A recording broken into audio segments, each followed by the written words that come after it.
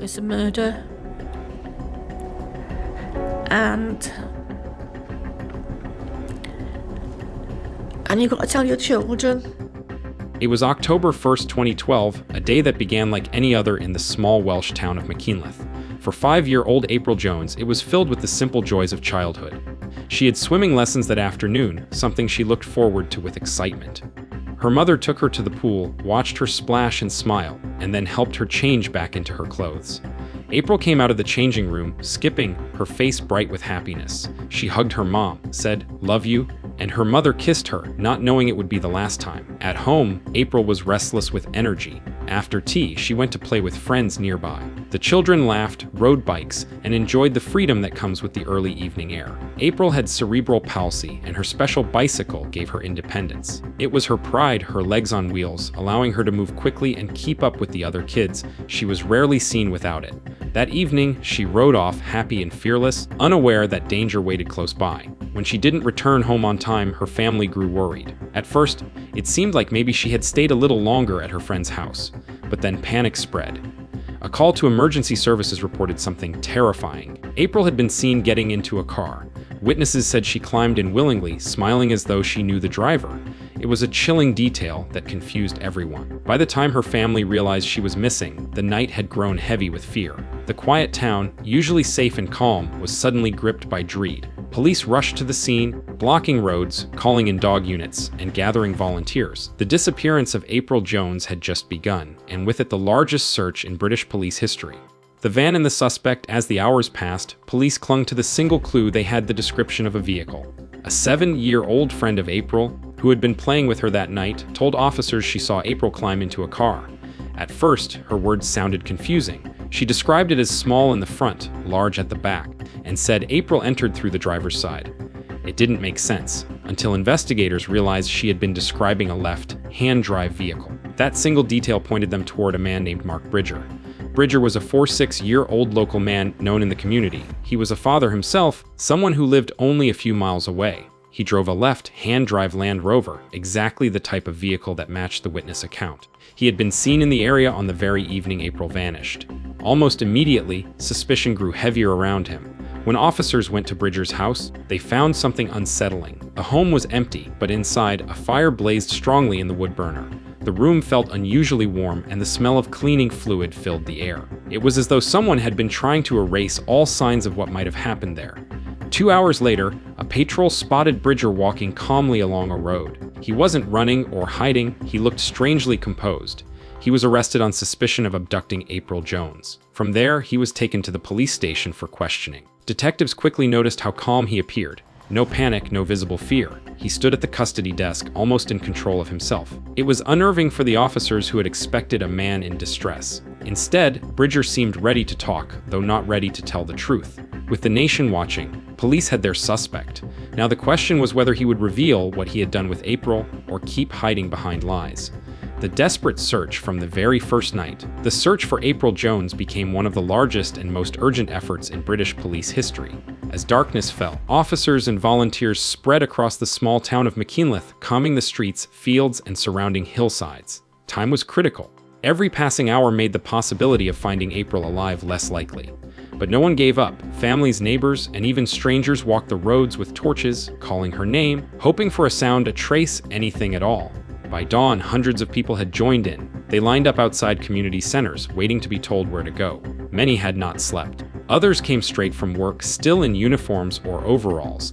For April's parents, Coral and Paul, the sight of so many people searching for their daughter was overwhelming. Their town had turned into a rescue operation, fueled by fear and love for a little girl. The police quickly established roadblocks, bringing in dog units and specialist teams. Helicopters scanned the area, while search officers mapped out fields, rivers, and woodland. April's age made the search even more urgent. At just 5 years old with cerebral palsy, she was vulnerable. Everyone knew she would struggle to survive long without help. Clues were scarce, but there was one key witness. April's young friend who had seen her get into the Land Rover. She insisted April had climbed in smiling, suggesting she might have known the driver. That small detail pushed officers to treat the case not just as a disappearance, but as a likely abduction. As hours stretched into days, the community grew desperate. Parents clutched their children tighter. Volunteers cried quietly when sent home to rest. The atmosphere was heavy with fear, but also with determination. Everyone wanted April brought back safely. It was a race against time, and yet, no matter how many miles they searched, there was still no sign of April Jones. The shocking evidence, while the community searched endlessly, detectives focused on breaking through Mark Bridger's story. From the beginning, his version of events sounded strange. In interviews, he claimed he had accidentally run over April with his car. He said he lifted her tiny body, tried to give her CPR, and then, in a haze, drove away. But when police examined his Land Rover, there were no signs to support his account. No blood, no hair, no fabric fibers, nothing. Forensic experts confirmed that if a child had been run over, there would have been clear evidence. Yet Bridger's vehicle was spotless. The more officers listened, the more contradictions appeared. Bridger cried during questioning, but his tears seemed forced. Detectives noticed that when he looked up, there were no marks of real crying. His words shifted, his memory failed, but his face stayed calm. To investigators, it became clear he was hiding the truth. Attention soon turned to his home. Inside, forensic teams discovered disturbing signs. In the bathroom, tiny spots of blood were found on the walls. Tests later confirmed they matched April's DNA. More traces were discovered on Bridger's clothing, a drop of blood on his fleece, and even on the inside of his jogging bottoms. Suddenly, the case was no longer about a possible accident. It pointed directly to murder. Even more chilling was what they found on Bridger's computer. His laptop contained indecent images of children, violent material, and searches linked to child murders. Investigators realized this was not a tragic mistake, but a crime driven by dark and dangerous desires. When confronted with the evidence, Bridger denied everything. He refused to say where April's body was, giving vague answers about memory loss. But the trail of blood, the fire in his wood burner, and the images on his computer painted a devastating picture. For April's family, the hope of finding her alive faded. For police, the mission became proving Bridger's guilt beyond doubt. Justice for April by the end of that terrible week. Hope of finding April alive was gone. For her family, it was unbearable. They had to face the truth that their little girl had been taken and murdered, even though her body was never found. Police had gathered enough evidence to charge Mark Bridger with abduction, murder, and perverting the course of justice. When he stood in court, he showed no emotion. The calm, controlled man from the first days of questioning was still there, refusing to admit the full truth, refusing to tell April's family where she was. The trial revealed the darkest parts of Bridger's life. The jury heard about the disturbing images on his laptop, his obsession with violent material, and his lies during interviews. Prosecutors showed how his story of an accident could not be true. Blood in his bathroom, on his clothes, and his suspicious behavior on the night April vanished told another story. The court saw him not as a grieving man who made a mistake, but as a predator who had carefully hidden what he had done. For April's parents, Coral and Paul, every day in court was agony. They listened to details no parent should ever hear. They saw the man responsible for their daughter's death sit silently, refusing to give them even the peace of knowing where she was. Yet they remained strong, determined to see justice done for their little girl. When the guilty verdict was finally read, the courtroom erupted with emotion. Bridger was sentenced to life in prison, with a whole life order, meaning he would never be released. For the community, it was a relief to know he could never hurt another child again.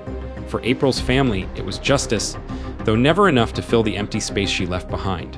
Even today, April Jones is remembered as a bright, happy 5-year-old who loved to ride her bike. Her story is a reminder of the evil that can exist, but also of the strength of a family, a community, and a nation united in the fight for justice. April Jones's story is heartbreaking and unforgettable. Justice was served, but her family still lives with unanswered questions.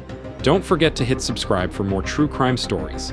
Do you think killers who refuse to reveal where victims are should face harsher punishments?